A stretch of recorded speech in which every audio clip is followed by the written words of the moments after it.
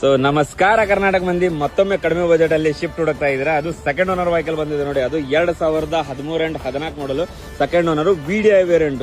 So ಪೂರಾ genuine ನಾನ್ accidental ಇದೆ. So ಗಾಡಿ ಕಂಡೀಷನ್ ನೋಡಿದ್ರೆ ಬನ್ನಿ ತೋರ್ಸೋಣಂತ. ಸೊ ಇದು ರೇಟ್ ಬಂದ್ಬಿಟ್ಟು 3,75,000 ಬಗೆಹರಿಸ್ಕೊಡ್ತೀನಿ, ಬನ್ನಿ ಒಬ್ಬಳಿಗೆ. ಸೊ ನೋಡಿ ಗಾಡಿ ಕಂಡೀಷನ್ ನೋಡಿ, ಹೆಡ್ಲೈಟ್ ಕಂಡೀಷನ್ ನೋಡಬಹುದು, ಪೊಕ್ಲೈಮ್ ಕಂಡೀಷನ್ ನೋಡಬಹುದು, pure Karnataka registration with HSRP number plate ಸಮೇತ ಇದೆ. ಸೊ ನೋಡಿ ಟೈರ್ ಕಂಡೀಷನ್ ಕೂಡ ನೋಡಬಹುದು ನೀವು, ಎಷ್ಟು ಚೆನ್ನಾಗಿದೆ, ಎಷ್ಟು ನೀಟ್ ಆಗಿದೆ ಅಂತೇಳಿ. ಸೊ ನೋಡಿ ಫ್ರಂಟ್ ಇಂಟೀರಿಯರ್ ಕೂಡ ತೋರಿಸ್ಕೊಡ್ತೇನೆ ನಿಮಗೆ.